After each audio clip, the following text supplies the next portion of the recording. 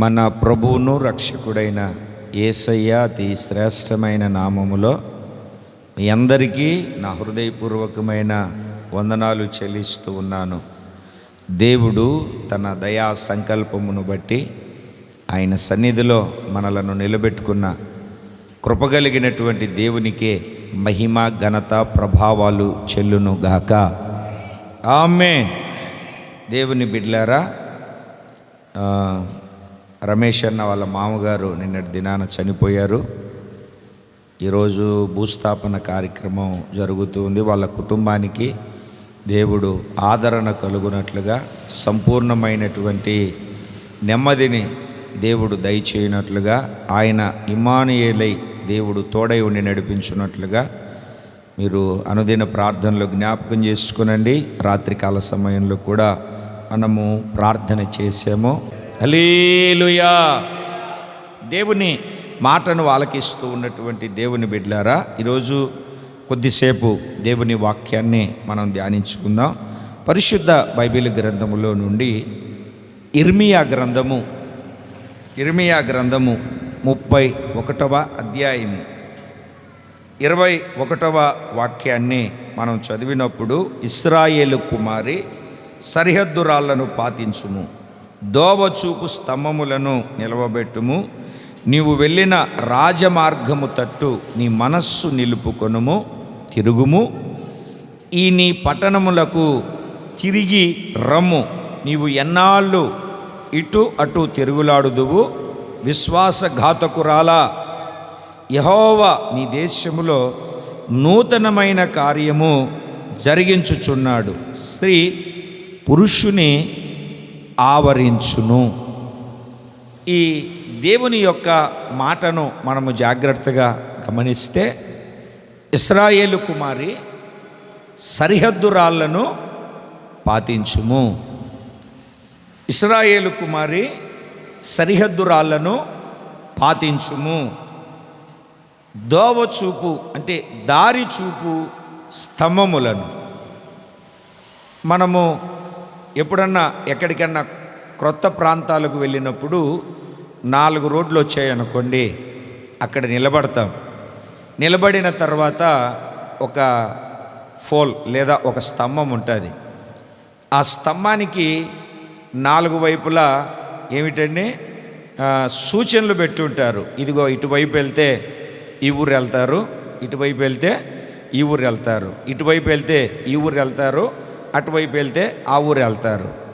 ఆ పెద్దంతెన దగ్గర మనం నిలబడితే ఒక సూచన, ఇటు లెఫ్ట్ సైడ్ వెళ్తే ఏమిటండి, ఇటు లెఫ్ట్ సైడ్ వెళ్తే మనము తాడేపల్లి గూడానికి వెళ్తాం, ఇటు రైట్ సైడ్ వెళ్తే మచిలీపట్నానికి వెళ్తాము, స్ట్రైట్కి వెళ్తే పాలకొల్లు వెళ్తాము, వెనక్కి వెళ్తే గుడివాడ వెళ్తాం అని ఒక సూచనలు లేదా ఒక బోర్డు పెట్టి ఉంటారు.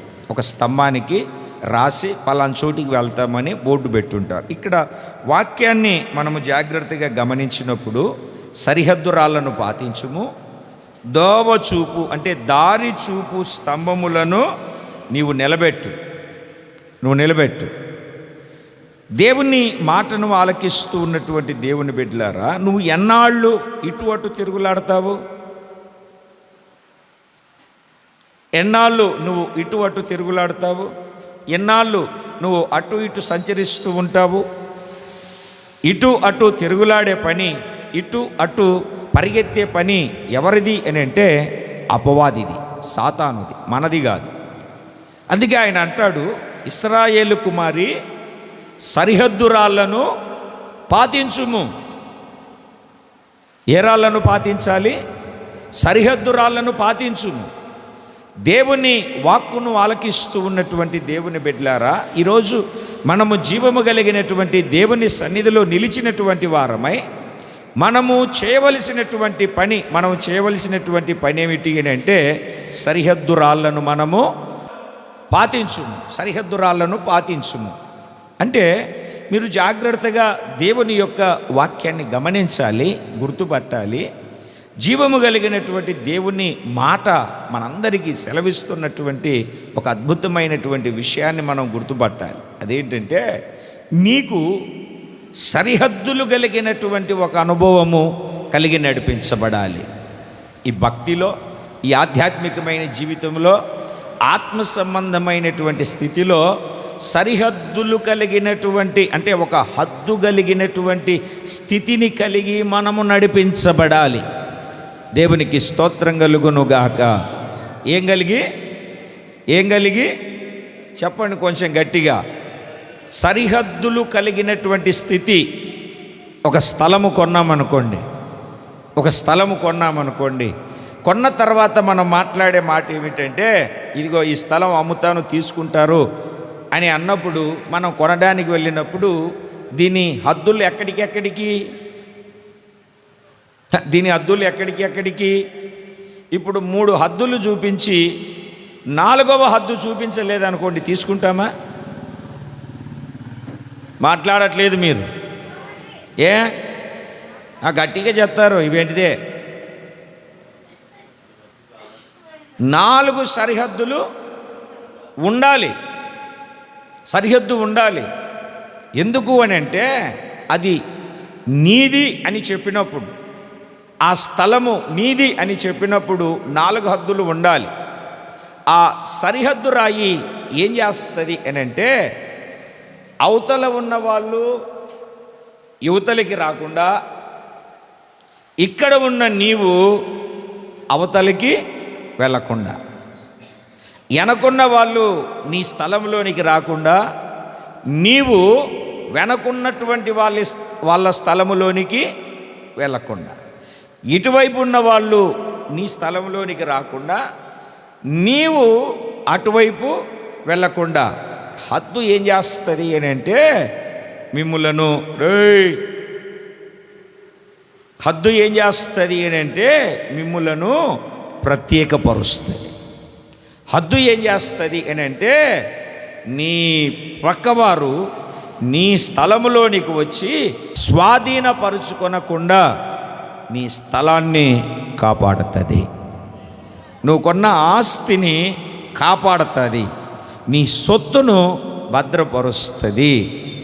నువ్వు ఒకవేళ పంచాయతీలో నిలబడినప్పుడు తల దించుకోకుండా, అర్థమైంది అండి, ఉన్నది ఉన్నట్టుగా నీవు ముందుకు కొనసాగించబడే ఒక స్థితి కలిగి నడిపించబడతావు. దేవుని సన్నిధానానికి చేరి వచ్చిన దేవుని బిడ్డలారా, ఒక స్థలానికే 4 వైపుల సరిహద్దులు కావాలి అని కోరుకుంటున్న మనము, ఈ స్థలం, ఈ హృదయం అనే స్థలము యేసయ్యకు నువ్వు సొత్తుగా అప్పగించుకుంటే, నీ భక్తి జీవితాన్ని యేసయ్యకు సొత్తుగా అప్పగించి ఉంటే, నీ ఆధ్యాత్మికమైన జీవితాన్ని యేసయ్యకు సొత్తుగా అప్పగించి ఉంటే, నీవు సరిహద్దులు కలిగిన జీవితం కలిగి జీవిస్తున్నావా? సరిహద్దు కలిగినటువంటి జీవితం కలిగి జీవిస్తున్నావా? సరిహద్దులు లేకపోతే ఆ స్థలము పరుల పాలైపోతుంది, విచ్చలవిడైపోతుంది. ఆ స్థలము పోరంబోకు స్థలము అన్నట్టుగా మాట్లాడతారు. ఆ స్థలము పక్కవాడు వేరే వాళ్ళు ఆక్రమించుకుంటారు. అందుకే ఆయన చక్కగా చెప్తున్నాడు, ఇశ్రాయేలు కుమారి సరిహద్దు రాళ్లను పాతించును. ఏమిటండి, మా రమేష్ అన్న లేక చదివే వాళ్ళు కూడా లేరు. అప్పుడైతే తెగ చదివేస్తారు, ఇప్పుడు చదవరులు. దేవునికి స్తోత్రం కలుగునుగాక. చెప్పాలి ఒకసారి 2 చేతులు పైకెత్తి సంతోషంగా చెప్పాలి, హల్లెలూయా. ఇశ్రాయేలు కుమారి సరిహద్దు రాళ్లను పాతించు. మీకు కూడా రావట్లేదు నోట్లో నుండి మాట. ఈ 15 నిమిషాలు అరిచి చెప్పినా మీకు అర్థం అవ్వట్లేదు. ఇశ్రాయేలు కుమారి సరిహద్దు రాళ్లను పాతించుము. వాక్యాన్ని వింటేగా. ఇశ్రాయేలు కుమారి, చెప్పండి, నోరు తెరిచి చెప్పండి. అవి గుర్తుంటాయి, ఇవి గుర్తుండవు. ఏం పాతించాలి? సరిహద్దు రాళ్ళు పాతించు. పాతించావా నీ ఆధ్యాత్మికమైన జీవితానికి, ఆత్మ సంబంధమైన జీవితానికి ఒక హద్దు కలిగినటువంటి జీవితం కలిగి జీవిస్తున్నావా? హద్దు లేకపోతే విచ్చలవిడి అయిపోతుంది. హద్దు లేకపోతే వేరే వాళ్ళు వచ్చి ఆక్రమించుకుంటారు. వేరే వాళ్ళు వచ్చి దాన్ని స్వాధీనపరుచుకుంటారు. అందుకే ఒక సరిహద్దులు కలిగినటువంటి జీవితం. చూడండి ఆ వాక్యాన్ని చదవండి మరలా ఒకసారి. ఇశ్రాయేలు కుమారి సరిహద్దు రాళ్లను పాతించుము, సరిహద్దు రాళ్లను పాతించుము. ఈరోజు మన ఆధ్యాత్మికమైనటువంటి జీవితానికి మనకు ఉండవలసినటువంటి హద్దు, మనకు ఉండవలసినటువంటి హద్దు, ఆ హద్దు దగ్గర అవతలి వాళ్ళు యువతలికి రాకుండా, యువతల ఉన్న నీవు అవతలికి వెళ్ళకుండా, నీవు పక్క స్థలాన్ని ఆక్రమించకుండా, పక్క వాళ్ళు నీ స్థలాన్ని ఆక్రమించుకోకుండా, అంటే ఈ ఆధ్యాత్మికమైన ఆత్మ సంబంధమైన ఆత్మీయ జీవితంలో నీవు లోకములోనికి పాపములోనికి వెళ్ళకుండా, పాపము లోకము నీలోనికి రాకుండా నిన్ను నీవు కాపాడుకొనున్నట్లుగా రెండు చేతులు పైకెత్తి నిజంగా నీ హృదయం అనే స్థలము యేసయ్యకి ఇచ్చావా? నీ హృదయం అనే స్థలాన్ని యేసయ్య సొత్తుగా మార్చబడిందా? నీవు దేవుని సొత్తా లేకుంటే పాపపు సొత్తా? నీవెవరి సొత్తు? నీ స్థలములో జీవము కలిగిన దేవుని ఆరాధించే నిలయముగా నీ హృదయం మార్చబడిందా? అపవాది ఏలుబడి చేస్తూ ఉన్నటువంటి సాతాను నిలిచి ఉండే నిలయముగా మార్చబడి ఉందా? ఇశ్రాయేలు కుమారి సరిహద్దు రాళ్లను పాటించుము. నీ భక్తి జీవితంలో, ఆధ్యాత్మికమైన జీవితంలో సరిహద్దులు కలిగినటువంటి ఒక అనుభవం కలిగి మనము నడిపించబడాలి. చూద్దాం ఒక 4 సరిహద్దులను గురించి, 4 సరిహద్దు రాళ్లను గురించి నేను మీకు పరిశుద్ధ బైబిల్ గ్రంథంలో జ్ఞాపకం చేస్తాను. పరిశుద్ధ బైబిల్ గ్రంథంలో మొట్టమొదటి సరిహద్దు, నీకు ఉండవలసినటువంటి సరిహద్దు ఆది కాండము 31వ అధ్యాయము.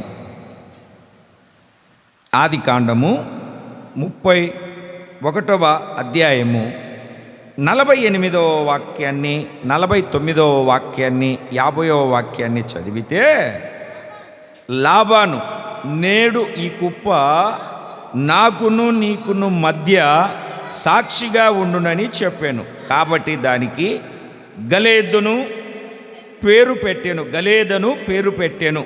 మరియు మనము ఒకరికొకరము దూరముగా నుండగా యెహోవా నాకును నీకును మధ్య జరుగునది కనిపెట్టునని చెప్పాను. గనుక దానికి మిస్పా అను పేరు పెట్టబడెను. అంతటా లాబాను, నీవు నా కుమార్తెలను బాధపెట్టినను, నా కుమార్తెలను గాక ఇతర స్త్రీలను పెళ్లి చేసుకొనినను, చూడుము మన యొద్ద ఎవరు లేరు గదా, నాకును నీకును దేవుడే సాక్షి అని చెప్పాను. ఇంకా మనము దేవుని వాక్యాన్ని చదివితే, 52వ వాక్యాన్ని చదివితే ఏమిటండి? హాని చేయవలెనని నేను ఈ కుప్పను దాటి నీ యొద్దకు రాకను, నీవు ఈ కుప్పను ఈ స్తంభమును దాటి నా యొద్దకు రాకను ఉండునట్లు ఈ కుప్ప ఈ స్తంభము, అది ఈ కుప్ప సాక్షి, ఈ స్తంభము సాక్షి, ఈ కుప్ప సాక్షి, ఈ స్తంభము సాక్షి. 45వ వాక్యాన్ని కూడా ఒక్కసారి మనము చదివితే, యాకోబు ఒక రాయి తీసుకొని దానిని స్తంభముగా నిలబెట్టెను. యాకోబు రాళ్ళు కూర్చుడని తన బంధువులతో చెప్పాడు. వాళ్ళు రాళ్ళు తెచ్చి కుప్ప వేసిరి. అక్కడ వారు ఆ కుప్ప యొద్ద భోజనము చేసిరి. లాబాను దానికి యాగర్ షహదూత అను పేరు పెట్టెను. అయితే యాకోబు దానికి గలేదు అన్నటువంటి పేరు పెట్టెను. మిస్పా. ఇప్పుడు కాస్త తలలు మీరు పైకెత్తితే ఒక చక్కటి మాటను అక్కడ దేవుని వాక్యంలో చదువుకుంటాం. మనకందరికీ తెలిసిన చరిత్రే. యాకోబు తన అన్నకు చిక్కుడుగాయ కూర ద్వారా జ్యేష్ఠత్వపు హక్కును, చిక్కుడుగాయ కూర పెట్టి జ్యేష్ఠత్వపు హక్కును తీసేసుకున్నాడు. ఏశావు జ్యేష్ఠత్వపు హక్కును అమ్మేసుకున్నారు ఒక్క పూట కూటి కొరకు. తర్వాత తల్లి చెప్పినట్లుగా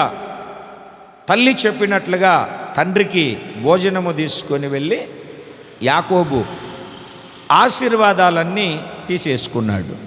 తీసుకున్న తర్వాత ఏశావు ఎప్పుడు సమయం దొరుకుతుందా అప్పుడు నేను నా తమ్ముని మీద పగ తీర్చుకుంటాను, నా తండ్రి వృద్ధాప్యంలో ఉన్నాడు, అతని దినములు తీరిపోయిన తర్వాత ఏదో ఒకటి చేస్తాను అన్నట్టుగా ఉన్నాడు. ఆ విషయం తెలిసిన తల్లిదండ్రులు నువ్వు ఇక్కడ ఉంటే వాడు నిన్ను చంపేస్తాడు, వెళ్ళిపోమ్మని చెప్పారు. లాబాను దగ్గరికి యాకోబు తన ప్రయాణాన్ని కొనసాగించి వచ్చాడు. వచ్చిన తర్వాత కొలువు చేసి 7 సంవత్సరాలు ఒక కూతురు కోసం, 7 సంవత్సరాలు ఇంకొక కూతురు కోసం, 14 సంవత్సరాలు భార్యల కోసం కొలువు చేశాడు. ఇంకా 6 సంవత్సరాలు తను ఆస్తిని ఐశ్వర్యాన్ని సంపాదించుకోవడానికి కొలువు చేశాడు. 10 సార్లు లాబాను యాకోబు యొక్క జీతాన్ని, యాకోబుకు రావలసినటువంటి ఆశీర్వాదాన్ని లాగేసుకున్నాడు. 10 సార్లు జీతాన్ని మార్చాడు. 20 సంవత్సరాల చేతుల కష్టార్జితాన్ని దోచుకున్నాడు. తర్వాత దేవుడు ఆయనతో మాట్లాడి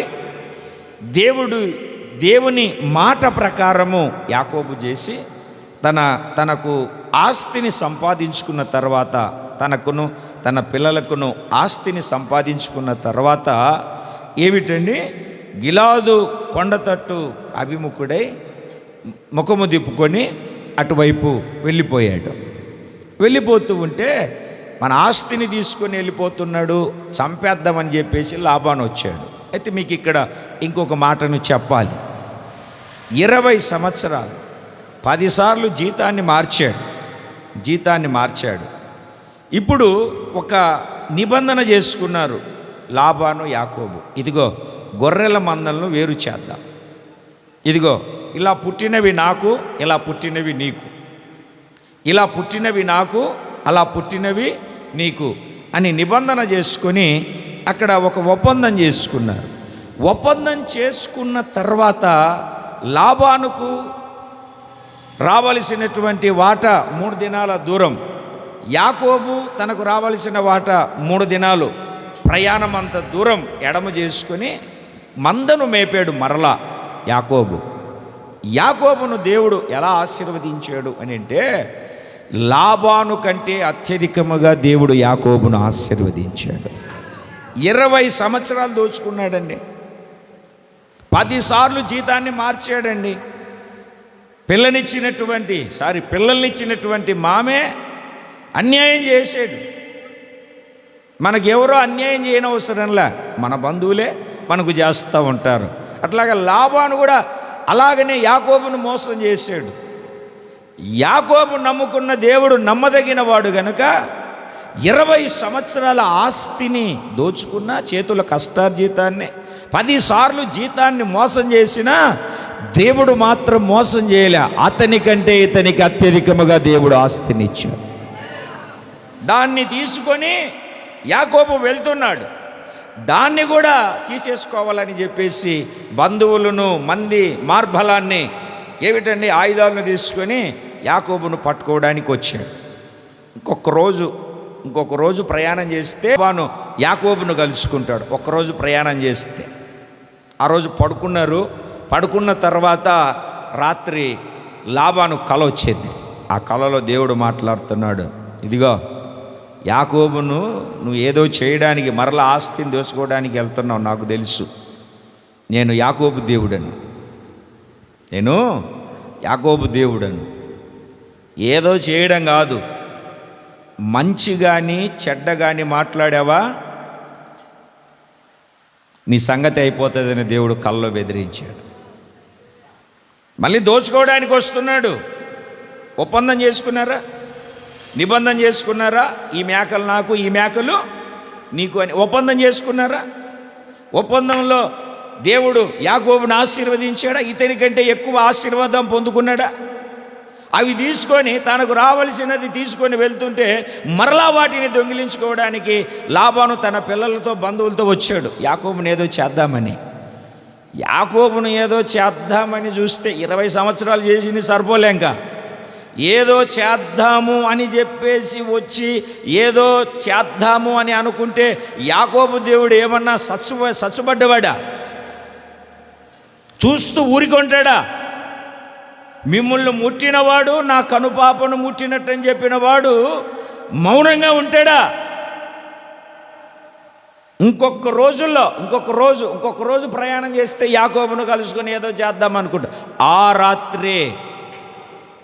ఆ రాత్రే యాకోబును ఏదో చేద్దాము కాదు, మంచి చెడు ఏది నువ్వు మాట్లాడకూడదు, జాగ్రత్త అని చెప్పేసి, ఏమిటండి జాగ్రత్త అని చెప్పేసి దేవుడు అక్కడ గద్దించాడు. దేవునికి స్తోత్రం కలుగును గాక. చెప్పాలి 2 చేతులు పైకొచ్చి. చూడండి 31వ అధ్యాయం 24వ వాక్యాన్ని చదివితే, ఆ రాత్రి స్వప్నమందు దేవుడు సిరియావాడైన లాబాను నొద్దకు వచ్చి, నీవు యాకోబుతో మంచి గాని చెడ్డ గాని పలుకకు, జాగ్రత్త సుమి, బీ కేర్ఫుల్. నువ్వు ఏదో చేస్తావని కాదు, నువ్వు ఏదో చేయడానికి వచ్చావు, ఏదో చేయడం కాదు. మంచి మాట్లాడని నోరు తెరిచి, మంచి మాట్లాడినా చెడ్డ మాట్లాడినా జాగ్రత్త. ఏమనుకుంటున్నావో జాగ్రత్త అని దేవుడు గద్దించాడు. తర్వాత అల్లుడి దగ్గరికి వచ్చి, అయ్యా ఎందుకు ఇలా చేసావు? నువ్వు నాతో చెప్పి ఉంటే బ్యాండ్ మేళం పెట్టేసి, ఏమిటండి బ్యాండ్ మేళం పెట్టేసి పంపించేవాళ్ళను కదా అని మాట్లాడుతున్నా. నువ్వు ఎందుకు వచ్చావు ఏంటో నాకు తెలుసు అంటే అప్పుడు చెప్తున్నాడు, నిన్న రాత్రి నీ దేవుడు నన్ను గద్దించాడు. నేనేం చేయలేక కాదు, నేనేం చేయగలుగుతాను? ఆయనే నీ పక్షాన ఉన్నప్పుడు. అప్పుడు వాళ్ళు ఏం చేసుకున్నారంటే రాళ్లను కుప్పగా పోసుకున్న తర్వాత వాళ్ళు మాట్లాడుకుంటున్నటువంటి మాట ఏంటో తెలుసా అండి? నేను నీ దగ్గరికి రాకుండానట్లు, నీవు నా దగ్గరికి రాకుండానట్లు ఒక స్తంభాన్ని, ఒక హద్దును నియమించుకుంటున్నారు. దేన్ని నియమించుకుంటున్నారండి? ఒక హద్దును నియమించుకుంటున్నారు. సాక్షి ఒక కుప్ప. మిస్పా అంటే దేవుని సన్నిధి అని కూడా మీరు గుర్తుపట్టాలి. దేవునికి స్తోత్రం కలుగునుగాక.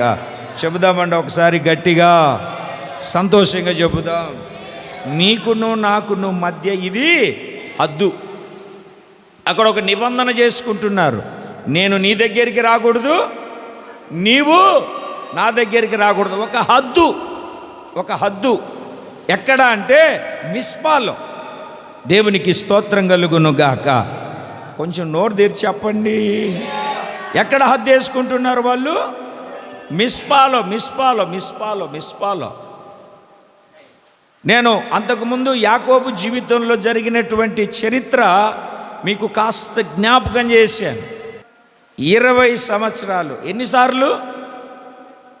10 సార్లు. 20 సంవత్సరాల కష్టార్జితాన్ని, ఇప్పుడు నీదే 20 సంవత్సరాల కష్టార్జితం ఎవరన్నా దొంగిలించారనుకోండి, ఎట్లా ఉంటుందండి? చెప్పరేంటండి? ఎట్లా ఉంటుందండి? ఎట్లా ఉంటుంది? మీకు బాగుంటుంది, కమ్మగా ఉంటుంది మీకు. 20 సంవత్సరాల చేతులు కష్టార్జితాన్ని దొంగిలించారు. ఇప్పుడు మీరు జాగ్రత్తగా గమనించారు. ఆ రోజు యాకోబు కష్టార్జితాన్ని లాబాను మాత్రమే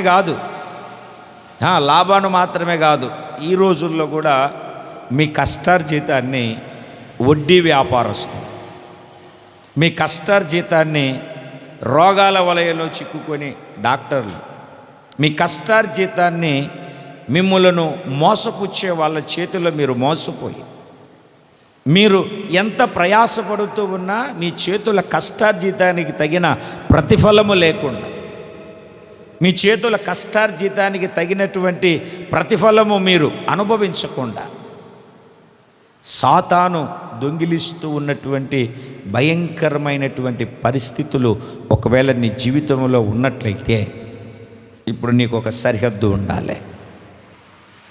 మిస్పాలో ఒక రాయి పాతాలి. ఆ మిస్పా మనకు నేర్పుతూ ఉన్నటువంటి పాఠం ఏమిటి? న్యాయాధిపతుల గ్రంథము 20వ అధ్యాయము మొదటి వాక్యాన్ని మనము చదివితే, అంతటా ఇశ్రాయేలీయులందరూ బయలుదేరి దాను మొదలుకొని బెయేర్షెబా వరకు గిలాదు దేశము వరకును వారి సమాజము ఏక మనస్సు కలిగి మిస్పాలో యెహోవా సన్నిధిని కూడెను. మిస్పా అని అన్నప్పుడు దేవుని సన్నిధి అంటే మీకు ఒక సరిహద్దు ఉండాలి అని చెప్పాను కదా. లాబాను యాకోబుకు మధ్యలో ఒక సరిహద్దు రాళ్ళ కుప్పను సాక్షిగా పెట్టుకున్నారు. ఆ స్థలము పేరు గలేదు. అంటే దానికి పెట్టిన మరొక పేరు ఏమిటంటే మిస్పా. ఏం పేరు పెట్టాడండి? మిస్పా. మిస్పా అంటే ఇప్పుడు మనము దాని సారాంశం, మిస్పా యొక్క సారాంశాన్ని మనము జాగ్రత్తగా గమనించాలి. మిస్పా యొక్క సారాంశం ఏమిటి అని అంటే దేవుని సన్నిధి. దేవుని సన్నిధి. సన్నిధిలో ఆయన సహవాసం ఉంటుంది, సన్నిధిలో ఆయన ముఖదర్శనం ఉంటుంది, సన్నిధిలో ఆయన వాక్ ప్రత్యక్షత ఉంటుంది, సన్నిధిలో ఆయన బలం ఉంటుంది, సన్నిధిలో ఆయన ప్రభావం ఉంటుంది. ఈ రోజున చాలామంది జీవితాలలో దేవుని సన్నిధిలో ఉండక, దేవుని సన్నిధిలో నిలవక, దేవుని సన్నిధిలో నిలిచి ఉండలేక అపవాది యొక్క కబంధ హస్తాలలో చిక్కుకొని పోయినటువంటి వారు ఎంతోమంది మనకు కనబడతారు, ఎంతోమంది మనకు వినబడతారు.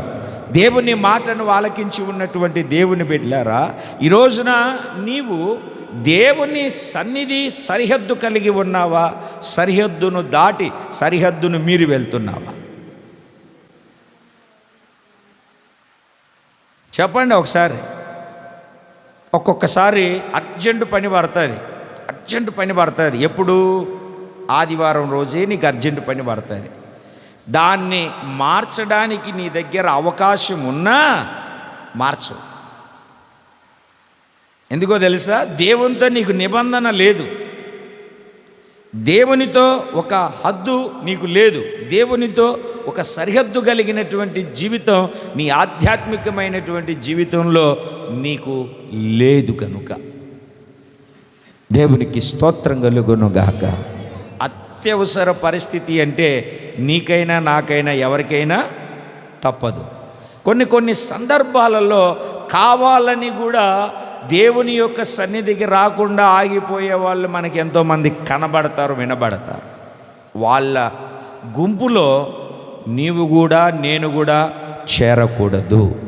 మనకు ఒక సరిహద్దు ఉండాలి. ఇప్పుడు ఆదామును దేవుడు ఎక్కడ పెట్టాడు? ఏదేను తోటలో పెట్టాడు. ఎక్కడ పెట్టాడు? ఏదేను తోటలో పెట్టాడు. ఎందుకు పెట్టాడు ఏదేను తోటలో? ఒకటి సేద్యం చేయడానికి, రెండవది ఆ తోటను కాపు కాయడానికి. ఈ లోపల ఏం జరిగిందో తెలుసా? సాతాను సర్పములో జొరబడి అవ్వ దగ్గరికి వచ్చి అవ్వను మోసం చేసింది. ఇది నిజమా? ఈ పళ్ళు తింటే చచ్చిపోతారంట కదా. అవును, ఈ పండ్లు తింటే చచ్చిపోతారు. అబ్బే, మీరు సావనే సావరు, మీరు దేవదూతలైపోతారు. ఎవరైపోతారు? మీరు దేవతలైపోతారు అని చెప్పేసి. అవునా, నిజమా? ఈ ఆడవాళ్ళకి ఆశ ఎక్కువ కదా. ఇంటికాడ ఉన్న వాళ్ళు కాముగా ఉండరు, ఏదో ఒకటి చేస్తూనే ఉంటారు. అవునా, నిజమా అని కొన్ని కోసుకొని తిని ఏమెరగనట్టుగా అయ్యగారికి తీసుకొచ్చి పెట్టి, ఈయన తక్కువడేంటి, పెళ్ళని చెప్తే వినాలి. అసలు ఈ పళ్ళు కొత్తగా ఉన్నాయేంటి? రోజు తినే పళ్ళు కాదుగా ఇవి, రోజు తినే పళ్ళు కాదుగా. దేవునికి స్తోత్రం కలుగునుగా. ఈ చీర ఎక్కడిది? మా అమ్మ పెట్టిందిలే. ఇప్పుడు 2 సంవత్సరాలకు ఒకసారి పెట్టిందంటే నమ్మొచ్చు. నెల నెల కొత్త చీర కనపడుతుందంటే నెల నెల పెడుతుందమ్మా? నెల నెల పెడుతుందా? దేవుని వాక్యాన్ని ఆలకిస్తున్న దేవుని బిడ్డలారా, ఏం చేయాలో తెలుసా? నీ తోటను నువ్వు జాగ్రత్తగా కాపాడుకోవాలి. ఇప్పుడు మీరు అక్కడ వాక్యాన్ని గమనిస్తే, ఆ రోజు ఆ తోటలోనికి హద్దు లేని కారణాన్ని బట్టే నేమో సాతాను జ్వరబడ్డాడు, వచ్చాడు. ఏం చేశాడు? ఆ స్థలములోనే లేకుండా వాళ్ళను తోటలో నుండి వెళ్ళిపోయేటట్లుగా చేశాడు. ఇప్పుడు ఎక్కడ ఉండాలి ఆదామవ్వలు? ఎక్కడ ఉండాలి? తోటలో ఉండాలి. వండుకునే పని ఉందా? ఇసురుకునే పని ఉందా?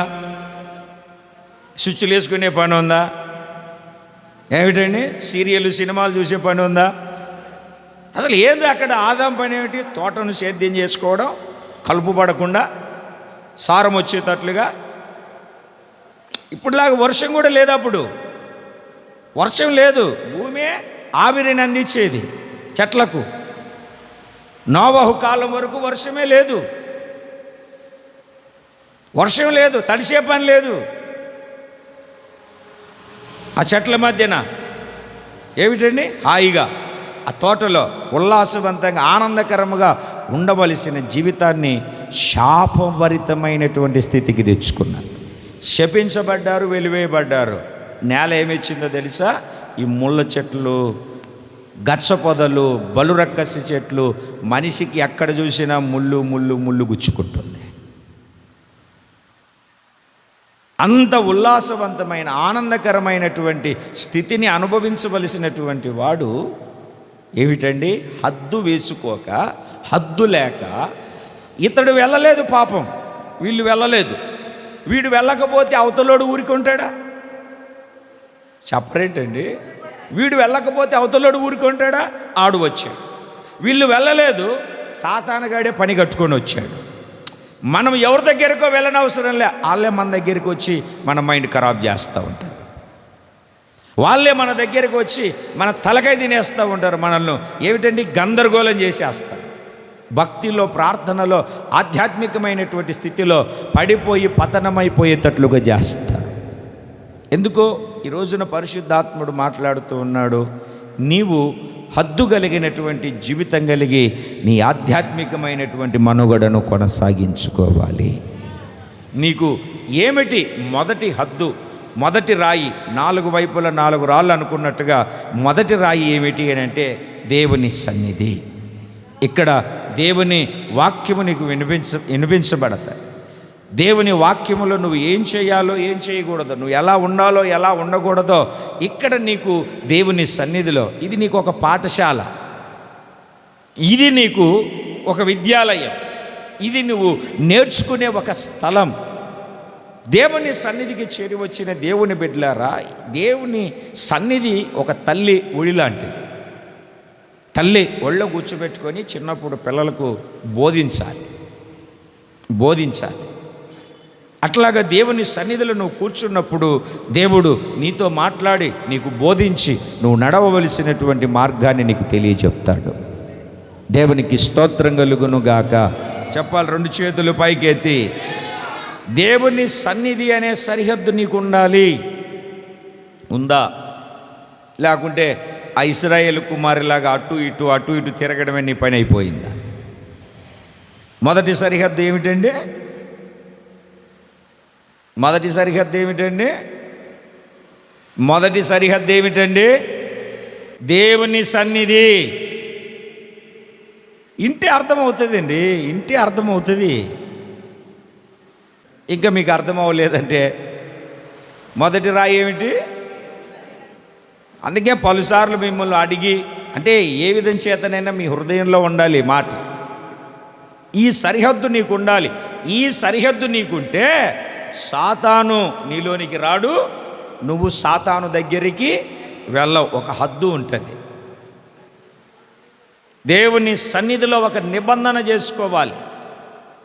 దేవుని సన్నిధికి ఒక నిబంధన కలిగినటువంటి ఏమిటంటే ఒక పత్రికలాగా నువ్వు దేవుని సన్నిధిలో నిలబడాలి. అలా కాకుండా నా ఇష్టానుసారంగా విచ్చలవిడిగా ఉంటానంటే ఎవరేం చేయలేదు.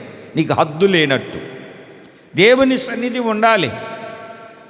ఈరోజు నేను దేవుని సన్నిధిలో ఉండాలి, ఈరోజు దేవుని సన్నిధిలో నేను ఆరాధన చేయాలి, దేవుని సన్నిధిలో నిలిచి ఉండాలి, నాకు దేవుని సన్నిధే ప్రాముఖ్యం ప్రాధాన్యత అని చెప్పగలిగే ఒక నిబంధన నీ జీవితంలో ఉండాలి. అర్థమైందండి? ఆ పెళ్ళండి, లేకుంటే ఆ ఫంక్షన్ అండి, ఆదివారం వచ్చేస్తానండి, నేను ముందే ఉంటానండి అంటే నీకేం లేదంటే సరిహద్దు లేదు. సరిహద్దు లేకుండా దేవుడు నన్ను ఆశీర్వదించలేదు. దేవుడు నన్ను ఎందుకు ఆశీర్వదిస్తాడు? నువ్వు స్థలం ఇచ్చేటప్పుడు, స్థలం అమ్మేటప్పుడు హద్దులు చూపించాలిగా. నా స్థలం ఎవరు కొనలే, ఎవరు కొంటారు?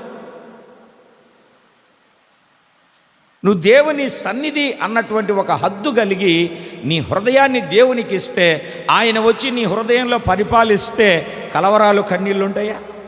వేదనలు బాధలు ఉంటాయా? ఇవన్నీ ఉండడానికి కారణం ఏమిటంటే నీ జీవితంలో సరిహద్దు లేదు. సరిహద్దు ఉంటే సాతానుడు నీ జీవితంలో ఏది చేయలేడు. హద్దు కలిగినటువంటి జీవితం కలిగి, ఆ హద్దు పేరే దేవుని సన్నిధి. నిత్యుడా నీ సన్నిధి నిండుగా నా తోడు, నిత్యముంచి నన్ను నడిపించుము నడిపించుము. నీ సన్నిధిలో నా హృదయమును నిలవలేను కుమ్మరించున్నట్లు, నీ పాదపీఠముగా నన్ను మార్చుమా. దేవుని బిడ్డలారా, దేవుని సన్నిధి అనే సరిహద్దు రాయి నీ జీవితంలో ఉండాలి. ఆ హద్దును మీరకూడదు. దేవునికి స్తోత్రంగా. సన్నిధి ఒక్కొక్కప్పుడు పాఠశాలగా, స్కూలుగాను, బడిగాను, ఒక్కొక్కప్పుడు వైద్యశాలగాను, హాస్పిటల్ గాను, ఒక్కొక్కప్పుడు ఆదరించే తల్లి ఒడిగాను, ఒక్కొక్కప్పుడు బాధల్లో ఉన్నప్పుడు ప్రేమ కలిగిన వారిని హత్తుకునే తండ్రి కౌగిలిగాను దేవుని సన్నిధి మన పట్ల క్రియ చేస్తూ ఉంటుంది. దాన్ని అనుభవించిన వాళ్ళకే తెలుస్తుంది.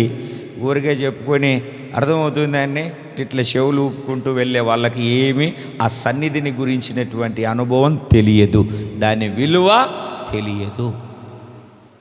దాని విలువ తెలిస్తే ఎంత ప్రయాసమైన పడతామో పరుగులు తీసి ప్రభు సన్నిధిలో నిలిచి ఉంటాము. దేవునికి స్తోత్రం కలుగునుగా. ఇశ్రాయేలు కుమారి మర్చిపోయారు. ఇశ్రాయేలు కుమారి, నువ్వు అలర్ట్గా ఉంటే, ఆ మాటను నీ హృదయంలో ఉంటే చెప్తావు. పరధ్యానంలో ఉంటే, దేవుని సన్నిధిని అనుభవించకపోతే అర్థమైందండి. చెరువు దగ్గరికి వెళ్ళి స్నానం చేయకుండా ఏదో ఆ నీళ్ళు ఇటు చల్లుకొని వచ్చినట్టుగా ఉంటుంది. కంపు ఉంటుంది. స్నానం చేస్తే కదా నీళ్ళలోనికి దిగాలి స్నానం చేయాలని. దిగకుండా ఒట్టును కూర్చొని చలి పెడుతుంది అని చల్లుకొని వస్తే ప్రయోజనం లేదు. సన్నిధికి వచ్చి సన్నిధిని అనుభవించాలి. వాక్య ప్రవాహాన్ని వినాలి. దేవునికి స్తోత్రం కలుగు. ఇశ్రాయేలు కుమారి, గట్టిగా అందరూ నోరు తెరిచి ఏ రాళ్ళను బాధించాలి? మొదటి సరిహద్దు రాయి దేవుని సన్నిధి అనే సరిహద్దు నీకు ఉండాలి. నువ్వు ఈ సరిహద్దును దాటుతున్నావు అని అంటే రాయి లేదు అని, నిబంధన లేదని, ఆ హద్దులో నిలిచి ఉందుముగాక. రెండు చేతులు పైకెత్తి సంతోషంగా దేవునికి స్తోత్రం చెబుదాం. రెండవ సరిహద్దు చెప్తాను, చదవండి మీరు పరిశుద్ధ బైబిల్ గ్రంథంలో. కొరింథీయులకు రాసిన మొదటి పత్రిక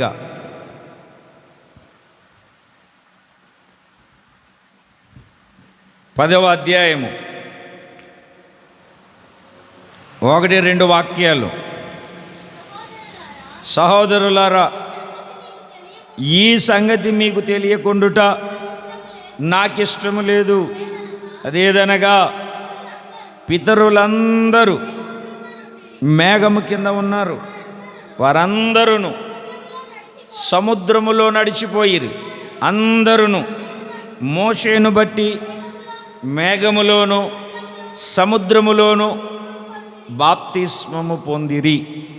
మేఘములోను సముద్రములోను బాప్తిస్మము పొందిరి. ఇప్పుడు మీకు ఇంకొక మాటను చెప్పాలి. నేను కాస్త తలలు పైకెత్తి జాగ్రత్తగా గమనించండి. 430 సంవత్సరాలు ఐగుప్తులో ఇశ్రాయేలు ప్రజలు ఉన్నారు. ఎన్ని రోజులు ఉన్నారు? 430 సంవత్సరాలు ఉన్నారు. నేను స్లోగనే చెప్తున్నాను, పరిగెత్తట్లేదు, జాగ్రత్తగా గమనించండి. 430 సంవత్సరాలు ఉన్నారు. దేవుడు వాళ్ళను దర్శించాడు. మోషే, అహరోను, మిరియాములను పంపించి వాళ్ళను ఐగుప్తు దేశంలో నుండి దేవుడు విడిపించి తీసుకొని వచ్చారు. వాళ్ళు రామ్సేసు నుండి ప్రయాణమై కొనసాగుతూ ఉన్నారు. బాగా గమనించాలి, ఇశ్రాయేలు ప్రజలు ఐగుప్తు దేశాన్ని విడిచిపెట్టారు. ఇశ్రాయేలు ప్రజలు ఐగుప్తు దేశాన్ని విడిచిపెట్టారు. ఓకేనా? ఇక్కడ ఇంకొక విచిత్రం ఏమిటంటే, ఐగుప్తీయులు ఇశ్రాయేలు ప్రజలను విడిచిపెట్టలేదు. ఎర్ర సముద్రము దగ్గరికి వచ్చేదాకా వాళ్ళను 600 శ్రేష్టమైన రథములు సైన్యాన్ని తీసుకొని మరలా ఫరోరాజు వచ్చాడు వీళ్ళని తీసుకొని వెళ్ళిపోవడానికి. ఇప్పుడు పస్కా పశువుని వధించారా? రక్తాన్ని ఆ గుమ్మం మీద 2 నిలువు కమ్మీలకు పై అడ్డ కమ్మీకి పూసారా? వాళ్ళని వెళ్ళిపోమన్నారా? వీళ్ళు ఐగుప్తు దేశాన్ని విడిచిపెట్టి బయటికి వచ్చారా? రాలేదా? వచ్చారు. ఐగుప్తును వీళ్ళు విడిచిపెట్టారు. కాకపోతే ఐగుప్తు వీళ్ళను విడిచిపెట్టారు. ఇప్పుడు మీకు అర్థమయ్యేటట్టుగా చెప్తాను. ఇంట్లో పిల్లలు ఉన్నారు, ఒక 2 పిల్లలు ఉన్నారు అనుకోండి. మీరంటే చాలా ఇష్టం. నువ్వు బట్టలు వేసుకున్న వెంటనే వాళ్ళకి అర్థమైపోయింది, మా నాన్న, మా తాత, లేకుంటే మా బాబాయ్ ఎక్కడికో వెళ్తాడు అన్ని మబ్బి పెట్టి కళ్ళు మూసి సాటు నుండి మనం అలా రోడ్డు మీదకి వెళ్ళామనుకోండి, వాడు అర్థం చేసుకొని పరిగెత్తుకుంటూ వస్తాడు. నువ్వేమనుకుంటావు? అప్పటిదాకా ఏమనుకుంటావు? చెప్పరేంటండి? ఏమనుకుంటావు? నేను పిల్లోని విడిచిపెట్టి వచ్చాను, వాడు ఇంట్లోనే ఉంటాడు. ఇట్లా తిరిగి ఇటు చూసే లోపల ఆడు నీ వెనకనే ఉంటాడు. నీకు అర్థమయ్యేటట్టుగా చెప్తాను. నేను పెళ్ళికి మా అన్నకు పత్రిక ఇవ్వడానికి వెళ్ళాను. వెళ్ళిన తర్వాత మళ్ళీ వేరే ఊరు వెళ్ళాలి కదా, లాస్ట్ బస్సు ఉంది. ఆ పెళ్లి పత్రిక వచ్చేటప్పుడు మా అన్న కూతురు నేనే వెళ్తానని ఏడుస్తుంది. వద్దులేమ్మా, తర్వాత అమ్మ నాన్నలతో రా అని చెప్పేసి వచ్చేసిన తర్వాత జరిగినటువంటి విచిత్రం ఏమిటంటే, నేను వెళ్ళి బస్సులో కూర్చున్నాను. కండక్టర్ టికెట్ అప్పుడే అడగడు కదా, ఊరు దాటిన తర్వాత అడుగుతాడు కదా. రాత్రి ఆఖరి బస్సు ఏమిటంటే, కొంచెం ఊరు దాటి కొంచెం దూరం వెళ్ళిపోయిన తర్వాత ఆ బస్సులో ఎప్పుడు ఎక్కింది మా అన్న కూతురు. నేను అనుకున్నాను ఇంట్లో ఉంది, ఏడ్చేది రాదులే అనుకున్నాను. ఇప్పుడు నేను ఆ పిల్లను వదిలిపెట్టినా ఆ పిల్ల నన్ను, మీకు అర్థమైంది, ఎప్పుడు వదిలిపెట్టలా, వచ్చేసింది బస్సులో. ఇంకేం చేద్దాం? వేసుకున్న డ్రెస్సుతోనే వస్తే మరలా డ్రెస్సులు కుట్టించి పెళ్ళయ్యి మా అన్న వదిన వాళ్ళు వచ్చిన తర్వాత, పెళ్ళి అయిపోయిన తర్వాత మళ్ళీ పంపించేసి. ఇప్పుడు నేను మీకు చెప్పాలనుకున్న మాట ఏంటంటే, నేను ఆ పిల్లను ఇంటికాడ ఏడ్చినా వదిలిపెట్టేసి వచ్చాను, నాకు తెలియకుండా బస్సు ఎక్కి. మనం వెనక సీట్లో కూర్చోం కదా, ముందు సీట్లో కూర్చోండి. వెనకాల ఎక్కడో సీట్లో దాక్కుంది, మళ్ళీ దించుతాడేమోనని ఊరు దాటిన తర్వాత వచ్చాను. దేవునికి స్తోత్రం కలుగునుగా. చెప్పాలి 2 చేతులు పైకెత్తి సంతోషం. అట్లాగనే ఇశ్రాయేలు ప్రజలు ఐగుప్తు దేశాన్ని విడిచిపెట్టినా, ఐగుప్తు ఫరో రాజు మాత్రం ఇశ్రాయేలు ప్రజలను విడిచిపెట్టలే. అప్పుడు వీళ్ళు ఫిహాయిరోతుకు వచ్చేసరికి మోషే ఐగుప్తీయుల్ని చూశారు వీళ్ళు. మోషే దగ్గరికి వచ్చి అంటున్నారు, ఐగుప్తులో మాకు సమాధులు లేవని ఇక్కడికి తీసుకొచ్చావా? మేము ఐగుప్తు దేశానికే బానిసలుగా ఉంటాం. అప్పుడప్పుడు మీరు కూడా ఎందుకు ఈ భక్తి, ఎందుకు ఈ ప్రార్థన? అసలు ఎక్కడ ఉన్న నేను మరలా ఇక్కడికి ఆదం పాస్టర్ గారి దగ్గరికి వచ్చాను, అసలు ఏం జరిగింది నాకు అని అనలేదా? అన్నావా లేదా? పరిస్థితులను బట్టి వాళ్ళు కూడా అంతే, మాకు అక్కడ సమాధులు లేవని ఇక్కడికి తీసుకొచ్చావా? అక్కడే ఆ బానిసత్వంలోనే, ఆ కఠినమైన శ్రమల్లోనే, ఆ కొరడా దెబ్బల్లోనే, ఆ బరువైన గంపలు మోస్తూ ఆ భారాన్ని అక్కడే మేము ఉంటామని వీళ్ళు అంటున్నారు. మోషే ప్రార్థన చేశాడు దేవునికి. చెప్పు, దేవుడు చెప్తున్నాడు, చెప్పు, నేడు చూసిన ఐగుప్తీయుల్ని ఇక ఎన్నడూను చూడవు, ఇక ఎన్నడూ చూడవు. నేడు చూసిన ఐగుప్తీయుల్ని ఇక ఎన్నటికి చూడవు, ఇక చూడవు నువ్వు అని చెప్పి నీ చేతిలో కర్ర సముద్రం వైపు చాపమన్నాడు. సముద్రం 2 పాయలు అయిపోయింది. ఆ రాత్రి తూర్పు గాలి చేత, దేని చేత అండి? తూర్పు. ఇప్పుడు మనం మట్టి తోలేం కదా, ఇది ఆరడానికి ఎన్ని రోజులు పడుతుంది? వారం రోజులు ఎండినా. నేను మొన్న అట్లా నడుచుకుంటూ వెళ్తే మరలా నా కాళ్ళకు బురదైపోయింది. రాత్రి సముద్రాన్ని పాయలు చేసి తూర్పు గాలి చేత సముద్రపు మధ్యలో ఉన్న దారిని దేవుడు ఎండబెట్టాడు. ఒక్క రాత్రి ఎండుతుందండి ఏదైనా? రాత్రి ఎండుతుంది ఏదైనా? దేవుడు తూర్పు గాలి చేత దాన్ని ఎండబెట్టాడు. ఇశ్రాయేలు ప్రజలు పొడి నేలన, సముద్రపు మధ్యలో రహదారిగా మార్చబడి పొడి నేలన నడుచుకుంటూ వెళ్ళిపోయారు. వాళ్ళు నడిచారుగా, మేము కూడా నడుస్తాము అని చెప్పేసి ఐగుప్తీయులు వాళ్ళు కూడా సముద్రంలోనికి దిగారు. మోషేతో చెప్పాడు, మరలా సముద్రం వైపు కర్ర చాపమన్నాడు. సముద్రం వైపు కర్ర చాపితే 2 పాయలైపోయిన సముద్రం మరలా ఏకమైపోయింది. ఇప్పుడు నేను మీకు చెప్పాలనుకున్న మాట ఏమిటంటే, ఎర్ర సముద్రము దాకా వచ్చినటువంటి ఐగుప్తీయులు, ఎర్ర సముద్రము దాకా వెంబడించుకుంటూ వచ్చినటువంటి ఐగుప్తీయులు ఇక ఎర్ర సముద్రము తర్వాత వాళ్ళని ఎప్పుడు వెంబడించినట్టుగా మనం చూసావా? ఇప్పుడు తర్వాత ఆ ప్రజలు వాళ్ళను వెంబడించినట్టుగా మనము దేవుని యొక్క వాక్యంలో గమనించు. అంటే మీరు ఇక్కడ ఒక విషయాన్ని గమనించాలి. ఆ ఎర్ర సముద్రములో ఐగుప్తీయులు ఇశ్రాయేలీయుల మీదికి రాకుండా దేవుడు ఒక హద్దును వేశాడు. చెప్పాలి ఒకసారి గట్టిగా. ఆ ఎర్ర సముద్రం దేనికి సాదృశ్యమని కొరింథీ పత్రికలో చదివామంటే బాప్తిస్మానికి. ఎవరికండి? కొంచెం గట్టిగా చెప్పాలి. ఎవరికి సాదృశ్యము? బాప్తిస్మానికి సాదృశ్యము. మీ జీవితంలో, మీ ఆధ్యాత్మికమైన అనుభవంలో మీరు కూడా బాప్తిస్మము పొందినటువంటి స్థితిని కలిగి మీరు నడిపించబడాలి. పెళ్ళికి తీసుకున్న బాప్తిస్మం కాదు, ఏదో కడుపు నొప్పి వచ్చిందని తీసుకున్న బాప్తిస్మం కాదు. హృదయము నొచ్చుకొని మనస్సు మార్చుకొని మారు మనస్సు పొంది పశ్చాత్తాపడి నేను పాపిని అనే పాపాలు ఒప్పుకొని విడిచిపెట్టి తీసుకున్న బాప్తిస్మమై ఉండాలి. ఏదో వాళ్ళు చెప్పారు, నాకు ఆరోగ్యం బాగలేదు, నేను బాప్తిస్మం తీసుకుంటే బాగవుతాను అని చెప్పేసి తీసుకున్న బాప్తిస్మం కాదు నువ్వు తీసుకోవాల్సింది. మారు మనస్సు పొంది పశ్చాత్తాపంతో బాప్తిస్మం తీసుకోవాలి. అది సరైనటువంటి బాప్తిస్మం. దేవుని బిడ్డలారా, వాక్యాన్ని జాగ్రత్తగా మీరు గమనిస్తే ఆ బాప్తిస్మము దగ్గర దేవుడు ఒక హద్దును, ఒక సరిహద్దును నియమించాడు. నేడు చూసిన ఐగుప్తీయులను ఇక మరి ఎన్నడూ చూడరు. ఒక హద్దు. అప్పటిదాకా వెంబడించుకొని వచ్చిన ప్రజలు, అప్పటిదాకా ఇశ్రాయేలు ప్రజలను వెంబడించుకొని వచ్చిన ప్రజలు ఇక మీదట అక్కడ నుండి వాళ్ళు ఎప్పుడూ రాలేదు వాళ్ళ దగ్గరికి. దేవునికి స్తోత్రం కలుగునుగాక. చెప్పాలన్న ఒకసారి గట్టిగా 2 చేతులను పైకెత్తి గట్టిగా చెప్పాలి.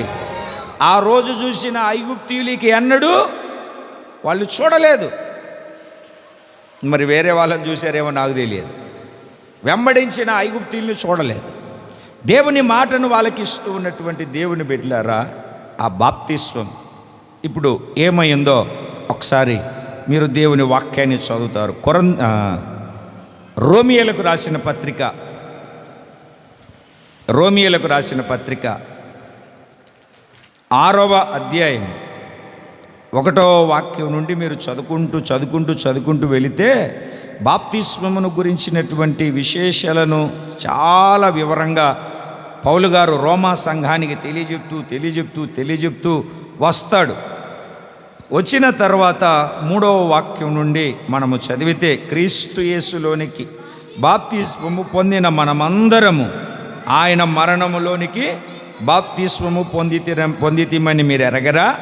కాబట్టి తండ్రి మహిమ వలన క్రీస్తు మృతులలో నుండి ఎలాగూ లేపబడెనో అలాగే మనము కూడా నూతన జీవము పొందువారమై నడుచుకొనున్నట్లు మనము బాప్తిస్మము వలన మరణములో పాలు పొందుటకై ఆయనతో కూడా పాతిపెట్టబడితిమి. 5వ వాక్యం, మరియు ఆయన మరణము యొక్క సాదృశ్యమందు ఆయనతో ఐక్యము గలవారమైన ఎడల ఆయన పునరుత్థానము యొక్క సాదృశ్యమందు ఆయనతో కూడా ఐక్యము కలిగినటువంటి వారమై ఉంటాము.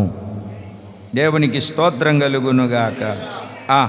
6వ వాక్యం, ఏమనగా మనం ఇంకా పాపమునకు దాసులము కాకుండుటకు పాప శరీరము నిరర్ధకమగునట్లు మన ప్రాచీన స్వభావము ఆయనతో కూడా సిలువ వేయబడినని ఎరుగుదుము. చనిపోయిన వాడు పాప విముక్తుడని తీర్పు పొందెను. ఒక్కసారి మీరు అలా తలలు పైకెత్తి, సార్ 2 చేతులు పైకెత్తి, చేతులు ఊపుతూ ఒకసారి గట్టిగా దేవునికి స్తోత్రం చెప్తారా? ఊగట్లా చేతులు, కొంచెం స్పీడ్గా. అది చాలా సంతోషం. కొంచెం మత్తు దిగుతుందేనే, అంతకు మించి ఏం కాదు. బాప్తిస్మం సాదృశ్యంగా కనబడుతుంది. దేవుని బిడ్డలారా గమనించండి, ఈ బాప్తిస్మం మనకు తెలియజెప్పే సత్యం ఏమిటంటే, మనం పాతి పెట్టబడ్డాం. ఏం చేయబడ్డామండి? ఇప్పుడు చనిపోయిన వ్యక్తిని ఎన్ని రోజులు పెట్టుకుంటాం ఇంటి దగ్గర?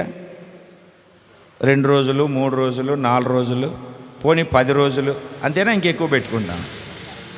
10 రోజులు, అవునండి, 10 రోజులు పెట్టుకుంటారు. 10 రోజులు. మరి కోవిడ్లో చచ్చిపోయిన రావాలంటే 10 రోజులు 15 రోజులు పడుతుంది. 10 రోజులు ఉంటుంది. 10 రోజులైనా 15 రోజులైనా చచ్చిపోయిన వాడిని ఖచ్చితంగా పాతి పెట్టాలి. ఇప్పుడు ఒకడు చచ్చిపోయాడు అనుకోండి, చచ్చిపోయిన వ్యక్తి కనబడతాడా కనబడడా? చచ్చిపోయిన వ్యక్తి కనబడతాడా కనబడడా? కనబడతాడు. చచ్చిపోయిన వ్యక్తి కనబడతాడు. ఆ చనిపోయిన వ్యక్తి ఎప్పుడు కనపడాడంటే పాతిపెట్టినప్పుడు. ఎప్పుడు కనపడాడు? పాతిపెట్టినప్పుడు. అలాగనే మన జీవితంలో పాపము ప్రాచీన పురుషుడు అని మనం అక్కడ చదువుతాం. ప్రాచీన స్వభావం, పాత స్వభావం. ఇప్పుడు బాప్తిస్మం ద్వారా మనం పాతి పెడితే మరలా ఎందుకు కనబడుతుంది? కనబడుతుంది అంటే అర్థం ఏంటి? పాతి పెట్టలేదు. ఇప్పుడు అప్పుడు పూజలు చేసేవాళ్ళం, ఇప్పుడు కూడా పూజలు కనపడుతున్నాయంటే అర్థం ఏంటి? అప్పుడు పాపంలో ఉన్నవాళ్ళం, ఇప్పుడు కూడా పాపం కనపడుతుందంటే అర్థం ఏంటి? అప్పుడు సుట్ట బీడి సిగరెట్ తాగేవాళ్ళం, ఇప్పుడు కూడా తాగుతున్నాం అంటే అర్థం ఏంటి? బాప్తిస్మం అంటే నీళ్ళల్లో మునియవు తప్ప సరైన బాప్తిస్మము తీసుకోలేదు. అంటే పాతవి పాతి పెట్టలేదు. యేసుప్రభు సిలువ వేసిన తర్వాత చనిపోయాడా? చనిపోయిన తర్వాత సిలువ వేసాడా? సిలువ వేశాక చనిపోయాడు. అంటే ఇప్పుడు నువ్వేం చేయాలి తెలుసా? నీ పాత జీవితాన్ని, పాప జీవితాన్ని సిలువ వేయాలి. ఎలా వేయాలి? గలతీ పత్రిక 6వ అధ్యాయం 14వ వాక్యం.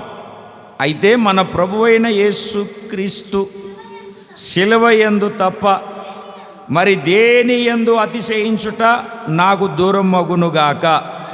దాని వలన నాకు లోకమునకు నేనును సిలువ వేయబడి ఉన్నాను. నాకు లోకమునకు నేనును సిలువ వేయబడి ఉన్నాను. ఒకసారి తలలు పైకి ఎత్తండి. హల్లెలూయా చెప్పండి. ఒకసారి హల్లెలూయా చెప్పమంటే ఏం చెప్పమన్నాను? పోయిన వారమే కదా హల్లెలూయా చెప్పమంటే ఏం చెప్పమన్నాను, మరి ఎందుకు చెప్పట్లేదు? ఇప్పుడు చెప్పండి గట్టిగా, దేవునికి స్తోత్రం.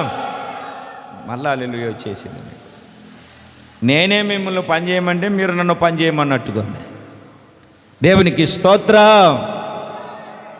ఇప్పుడు అక్కడ చూడండి, సిలువ వేయబడాలి. ఎలా సిలువ వేయబడాలి? ఇప్పుడు మీకు అర్థమయ్యేటట్టుగా చెప్తాను, ఒకసారి ఇట్రా.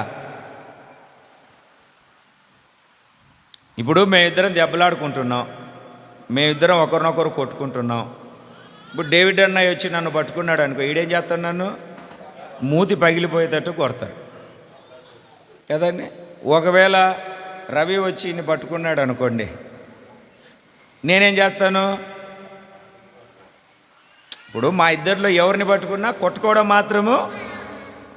అయితే అప్పుడు ఒకరు కొట్టుకోరు, ఇంకొకరు కొడతారు. ఇప్పుడు నన్ను పట్టుకున్నా ఈయన వచ్చి కొడతాడు, ఈయన్ని పట్టుకున్నా నేను వెళ్ళి కొడతాను. అప్పుడు ఏం చేయాలి?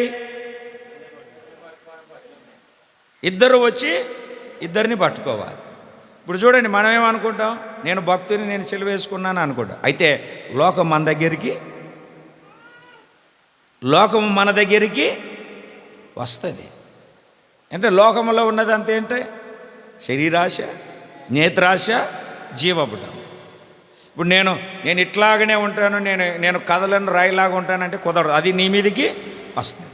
ఇప్పుడు పౌలు గారు చూడండి ఏమంటున్నాడు, లోకానికి సిలువేస్తాను, నాకు నేను సిలువేసుకుంటాను. లోకానికి నేనును, నాకును లోకము ఏం చేసుకుంటుంది? సిలువేసుకుంటాను. ఇప్పుడు ఆయన లోకానికి సిలువేస్తాను, నేను సిలువేసుకుంటాను. ఒకవేళ అలా చేయలేదనుకో, నేనే సిలువేసుకున్నాను అనుకో, లోకం వచ్చి నా మీద పడతాను. ఒకవేళ లోకానికి నేను సిలువేసాను అనుకో, నేను దాని దగ్గరికి. అందుకే సిలువ దేనికి వేయాలి? లోకానికి వేయాలి, నాకు వేసుకో. దేవుని వాక్యాన్ని ఆలకిస్తున్న దేవుని బిడ్డలారా, బాప్తిస్మం అంటే సిలువ వేయబడే అనుభవం. మనము లోకములోనికి వెళ్లకుండా లోకానికి మనకు సిలువ వేసుకోవాలి. లోకం మన దగ్గరికి రాకుండా మనకు లోకానికి సిలువ వేయాలి. నేను సిలువ వేయబడాలి, నేను లోకానికి సిలువ వేయాలి. అది బాప్తిస్మం యొక్క సాదృశ్యం చెప్పే అనుభవం. ఈ హద్దు నీకుందా? దేవునికి స్తోత్రం కలుగునుగా. ఈ హద్దు కలిగినటువంటి జీవితంలో నీ ఆధ్యాత్మికమైనటువంటి మనుగడను కొనసాగించగలుగుతున్నావా? రెండు చేతులు పైకెత్తి ఒకసారి గట్టిగా దేవునికి స్తోత్రం. మూడవ సరిహద్దు చెప్తాను. మూడవ సరిహద్దు యెహోషువ గ్రంథం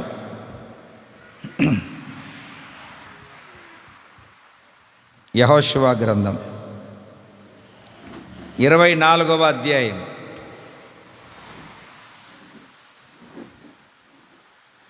యెహోషువ గ్రంథము 24వ అధ్యాయము 26వ వాక్యాన్ని మనం చదువుకుందాం. దేవుని ధర్మశాస్త్ర గ్రంథములో ఆ వాక్యములను వ్రాయించి పెద్ద రాతిని తెప్పించి యెహోవా పరిశుద్ధములోనున్న సింధూర వృక్షము క్రింద దానిని నిలవబెట్టెను. దేవుని ధర్మశాస్త్ర గ్రంథములో ఆ వాక్యములను వ్రాయించి పెద్ద రాతిని తెప్పించి పరిశుద్ధ స్థలములో, దేవుని పరిశుద్ధ స్థలములో దానిని నిలవబెట్టెను. ఒక్కసారి మీరు అలా తలలు పైకెత్తి చూస్తే ఒక చిన్న విషయాన్ని చెప్పి నేను అలా ముందుకు వెళ్తాను. మొదటి సరిహద్దు ఏమిటి అంటే దేవుని సన్నిధి. రెండవ సరిహద్దు ఏమిటి? బాప్తిస్మము. ఏమిటండి? బాప్తిస్మము. పిల్లలను చదివించారా లేదా? అంటే ప్రయోజకులను చేయడానికి ప్రయాసపడ్డారు. మరి పరలోక రాజ్యానికి తీసుకెళ్ళడానికి ప్రయాసపడ్డారా? పరలోక రాజ్యానికి తీసుకెళ్ళడానికి ప్రయాసపడ్డారా? నేను మొన్న ఒక కుటుంబంతో మాట్లాడుతూ ఉన్నాను. దగ్గర 13-14 సంవత్సరాలు వచ్చింటాయి. ఆ 13-14 సంవత్సరాలు వచ్చిన వయసులో ఆ పిల్లలకు బాప్తిస్మం ఇవ్వడానికి వాళ్ళు పడుతున్నటువంటి తపన అంతా ఇంత కాదు. బాప్తిస్మం ఇచ్చేయాలి. ఏ వయసులో? చూడండి దేవుని బిడ్డలారా, వాళ్ళ తపన, వాళ్ళ ప్రయాస చూడండి, వాళ్ళ తపన చూడండి. మరి మనము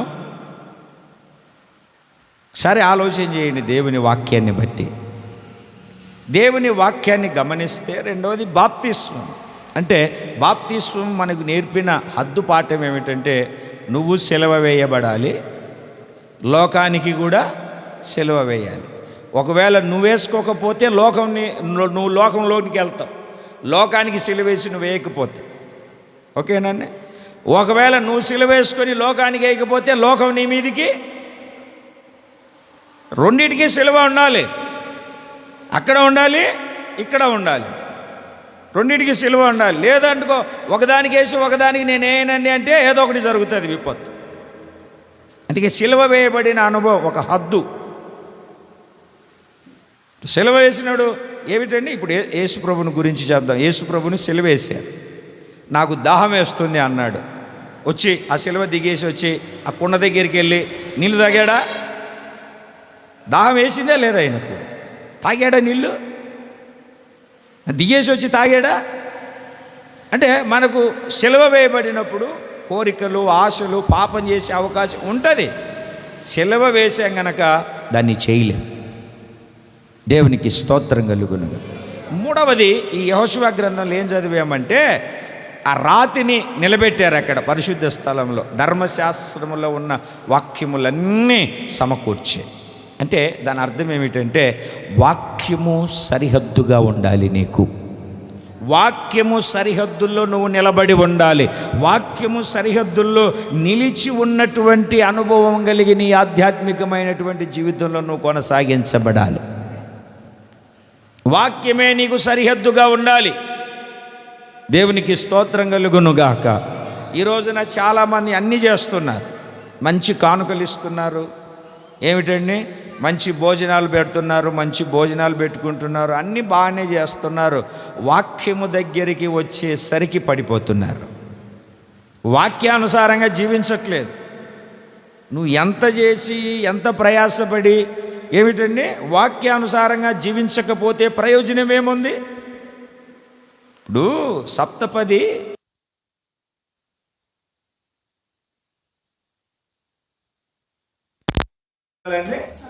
సప్తపది సప్త సముద్రాలు అంటే 7 సముద్రాలు ఒంటి కాలుతో ఈదుకుంటూ వచ్చాడంట. అర్థమవుతున్నాయి నా మాటలు? ఏ కాలుతో? ఒంటి కాలుతో ఈదుకుంటూ వచ్చాడంట సముద్రాన్ని. ఒంటి కాలుతో ఈదుకుంటూ వచ్చి, అర్థమైందండి, అందరూ మంచి బహుమానం ఇచ్చారు, దండలేశారు, సన్మానం చేశారు, అన్నీ చేశారు. ఒకరోజు ఎందుకో సాయంత్రం ఏమిటండి అక్కడికి వెళ్ళి ఏదో బయటికి వెళ్ళి ఏదో ఫంక్షన్కి వెళ్ళి వస్తూ వాళ్ళ ఇంటి దగ్గర ఒక మురుగు గుంట ఉందని ఆ గుంటలో పడి చచ్చిపోయాడు. ఎన్ని సంవత్సరాలు ఈదినాడండి? 7 సంవత్సరాలు ఈదినోడు ఇప్పుడు ఎక్కడ చచ్చాడు? ఇంటి దగ్గర ఉన్నటువంటి గుంటలో పడి చచ్చాడు. మనం ఎంత చేసినా ఏం చేసినా వాక్యానుసారంగా మనము జీవించకపోతే ఆ సప్తపది లాగా అయిపోద్ది మన జీవితం. వాక్యము లేకపోతే, స్తోత్రం చెబుదాం ఒకసారి గట్టిగా చెబుదామా? సంతోషంగా చెబుదామా? హల్లెలూయా. ఏముండాలి మనకిప్పుడు? వాక్యానుసారమైన జీవితం, వాక్యానుసారమైన నడిపింపు, వాక్యాన్ని అనుసరించి. ప్రకటనల గ్రంథము 1వ అధ్యాయము 3వ వాక్యాన్ని మనం చదివితే,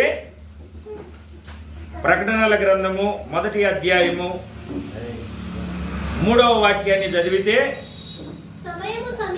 సమయము సమీపించినది గనుక ఈ ప్రవచన వాక్యములు చదువువాడు వాటిని విని ఇందులో వ్రాయబడిన సంగతులను గైకొను వాడును ధన్యులు. ఏమిటంటే అండి, వాక్యాన్ని చదవాలి, వాక్యాన్ని వినాలి, వాక్యాన్ని గైకొనాలి. వాక్యాన్ని వినాలి, వాక్యాన్ని చదవాలి, వాక్యాన్ని అంటే వాక్యానుసారంగా నడుచుకోవాలి. గైకొనాలి అంటే చదవాలి, వినాలి, గైకోవాలి. అలా చేయకపోతే ఏ ప్రయోజనం? మీకు చెప్పాను, మరలా ఒకసారి చెప్తాను, జాగ్రత్తగా గమనించి. నేను మీటింగులకి వెళ్తూ ఉంటాను కదా, వెళ్తానా? ఒక ప్రాంతానికి వెళ్తే ఆ ప్రాంతంలో ఉన్నటువంటి డాక్టర్ గారు నన్ను కలవడానికి వచ్చి, నేను నీరసంగా కూర్చోను. ఏం పాస్టర్ గారు అట్లా కూర్చొని ఉన్నారంటే, తలపోటు నిన్నటువంటి రాకూడదు అనుకున్నాను, వచ్చాను అంటే, ఆయన ఏదో చెక్ చేసి బీపీ కొంచెం తక్కువ ఉందండి, వాడాలంటే ఇప్పుడు అంత అవసరం లేదులేండి, ఏదన్నా మార్గం ఉందా అంటే, ఏం లేదు, నీకు తల తిరిగినప్పుడు, ఇరిటేషన్ వచ్చినప్పుడు ఇంత చాక్లెట్ కానీ కొంచెం తీసుకో అంటే, నేను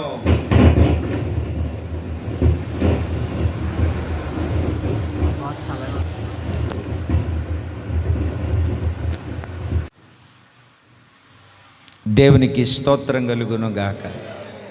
చాక్లెట్ కానీ ఏదన్నా తీసుకో, అప్పుడు సెట్ అయిపోతుంది అని చెప్పాడు.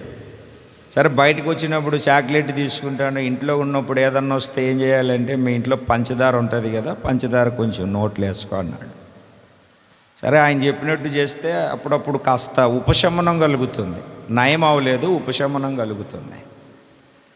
సరే, ఒకరోజు ఇట్లాగనే వర్షాలు పడుతుంటే మీటింగ్లు క్యాన్సిల్ అవుతాయి కదా. పోయిన వారం కూడా మీటింగ్లు క్యాన్సిల్ అయ్యాయి, వర్షాలు వస్తున్నాయని. వర్షాలు ఏం రాలే పోయిన వారం. అట్లాగనే వర్షాలు పడుతున్నాయని కొన్ని మీటింగ్లు క్యాన్సిల్ అయితే ఇంట్లో కూర్చున్నాను. అదే తలపోటు వచ్చింది. వంటగదిలోకి వెళ్ళి చూసేసరికి పంచదార వేసుకుందామని చూసేసరికి పంచదార డబ్బు ఏదో కనబడట్లే. మనం వంట రూమ్లోకి వెళ్ళి చేస్తే కదా కనబడేది ఏది ఎక్కడ ఉందో. దేవునికి స్తోత్రం కలుగునుగాక.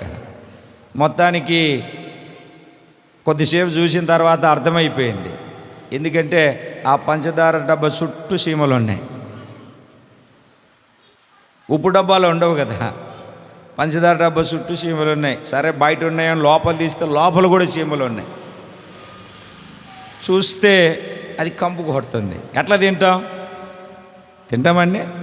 తినాలంటే ఏం చేయాలి? పంచదారలో ఉన్న సీమలన్నిటినీ, పంచదారలో ఉన్న సీమలన్నీ బయటికి వెళ్ళాలంటే సీమల మందు తీసుకొచ్చి పంచదార డబ్బాలో కలపాలి. దాంతో మీకు టీ చేసి ఇవ్వాలి నేను, అంతే కదా. ఏం చేయాలని ఆలోచన చేస్తూ ఒక ముగ్గురిని అడిగాను. అడిగితే వాళ్ళు ముగ్గురు ఒకే సమాధానం చెప్పారు. వాళ్ళు చెప్పింది విన్నాను. సరే, నేను కూడా ప్రయత్నం చేస్తానని అక్కడక్కడ ఉన్న కొన్ని పుస్తకాలు చదివాను. 3 పుస్తకాలు చదివాను. ఎంతమందిని అడిగాను? ముగ్గురు అదే సమాధానం చెప్పారు. 3 పుస్తకాలు చదివాను. 3 పుస్తకాల్లో అదే సమాధానం.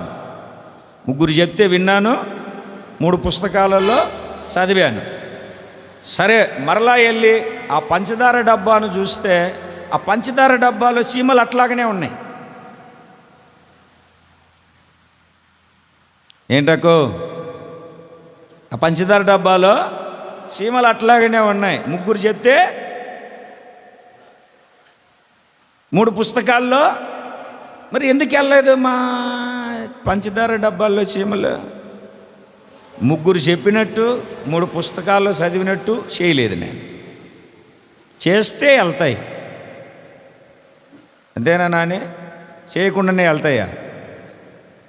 చేస్తే వెళ్తాయి, చేయకపోతే వెళ్ళవు. కడుపు నొప్పి వచ్చింది, డాక్టర్ దగ్గరికి వెళ్ళాం. ఇక ట్యాబ్లెట్లు వేసుకున్నాడు. తీసుకొని వచ్చి సెల్ఫ్లో పడేసి దుప్పటి కప్పుకొని పడుకుంటే పోతుందా? ఏం చేయాలా? మనమే డాక్టర్కు ట్రీట్మెంట్ ఇస్తాం. అయితే ఆత్మీయ పరిస్థితి ఏంటి? వాక్యాన్ని చదవడం కాదు, వాక్యాన్ని వినడం కాదు, వాక్యానుసారంగా నడవాలి. ముగ్గురు చెప్తే విన్నానా నేను? పంచదార డబ్బాలు సీమలు పోవాలంటే ఏం చేయాలని అడిగితే ముగ్గురు చెప్పారు, విన్నానా? వాళ్ళు చెప్తే విన్నానా లేదా? విన్నాను. 3 పుస్తకాల్లో చదివానా లేదా?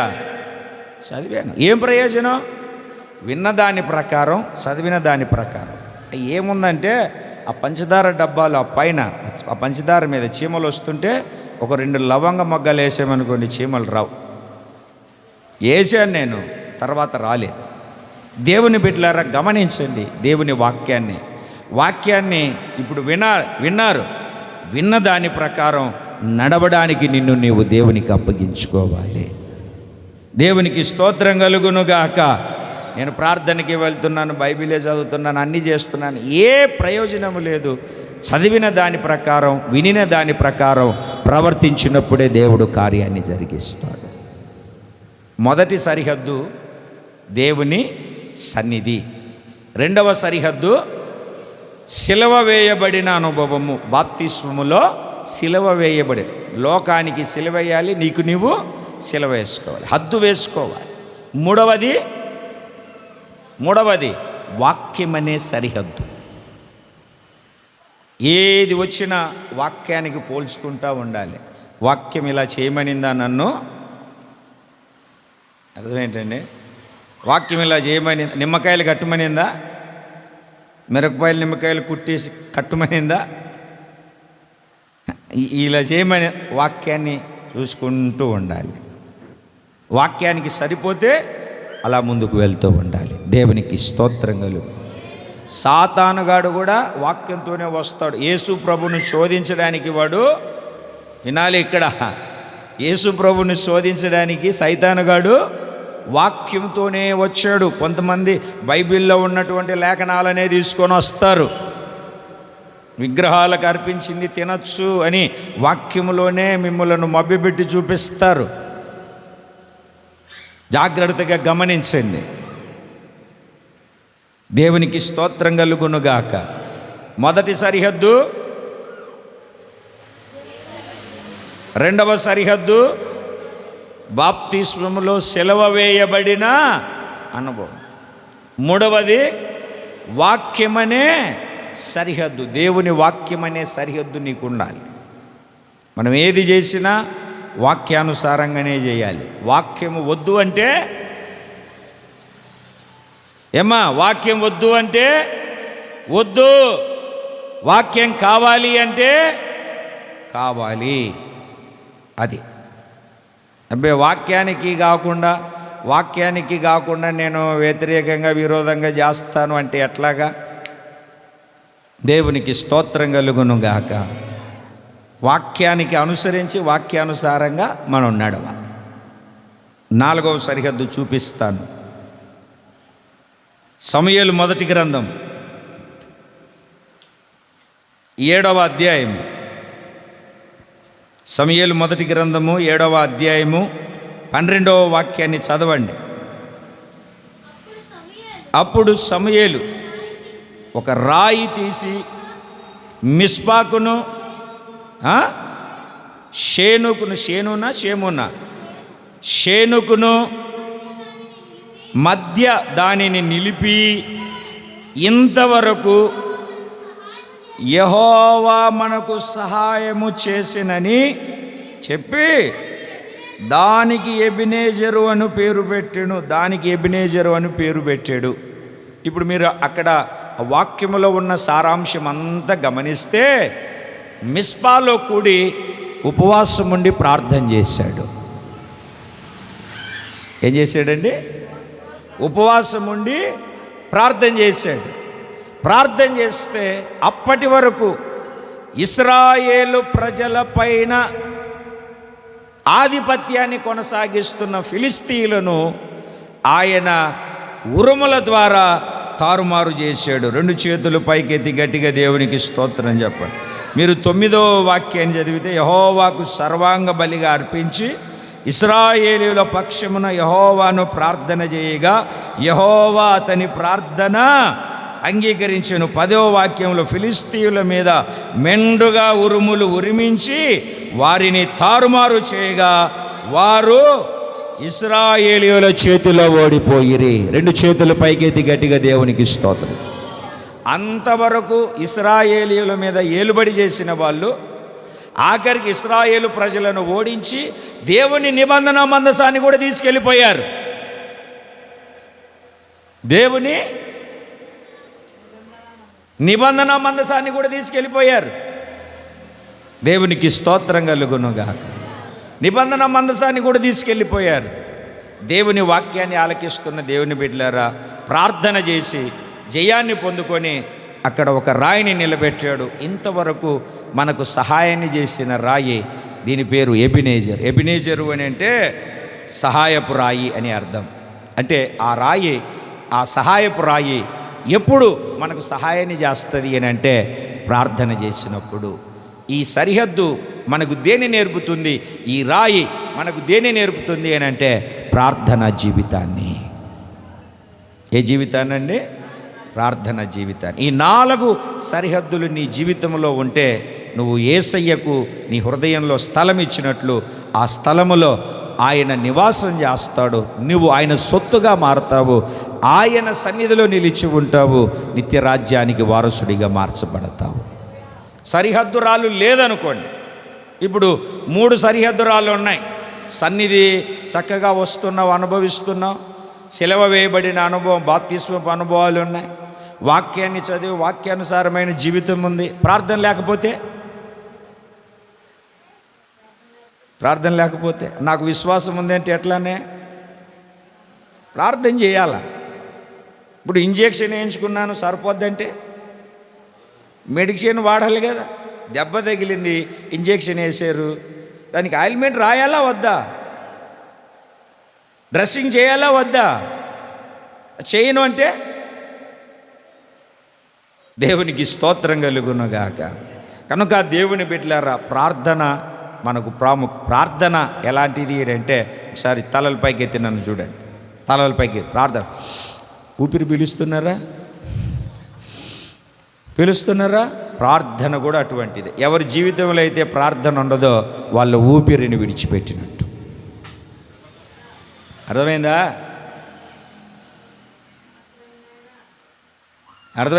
అయ్యో స్వామి, ప్రార్థన లేకపోతే ఊపిరిపోయినట్టే. కొంతమంది ఎప్పుడు ప్రార్థన చేస్తారో తెలియదు. 24 గంటలు సీరియళ్ళు, సినిమాలు, సెల్ ఫోన్లు. వాళ్ళ మొహం ఎప్పుడు ప్రార్థన చేసినట్టుగా కనబడదు. యేసు ప్రభు కూడా ప్రార్థన చేశాడు. గత వారంలో చెప్పాను నేను మీకు. మహారోదనతోనూ కన్నీళ్లతోనూ యేసు ప్రభు చేశాడు, మీరు చేయరు. మనం చేయం.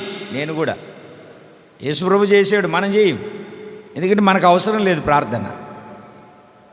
4 రాళ్ళు 4 మూలల ఒక స్థలాన్ని కాపాడడానికి, ఒక స్థలాన్ని నీది అని స్థిరపరచడానికి 4 సరిహద్దు రాళ్ళు ఎలాగైతే సాక్షిగాను, ఎలాగైతే కాపుదలగాను, ఎలాగైతే సంరక్షించేదానిగాను ఉంటాయో నీ ఆధ్యాత్మికమైన జీవితంలో ఈ 4 హద్దులు కలిగి నువ్వు జీవించాలి.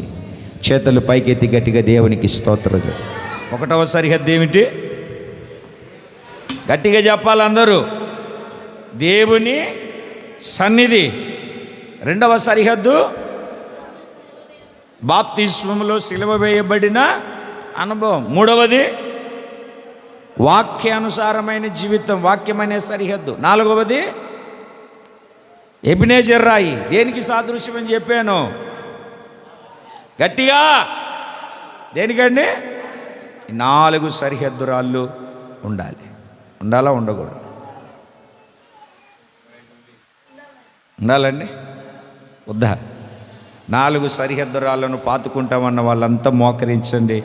ఒక చిన్న ప్రార్థన చేసుకుందాం. ఎవరికి వాళ్ళే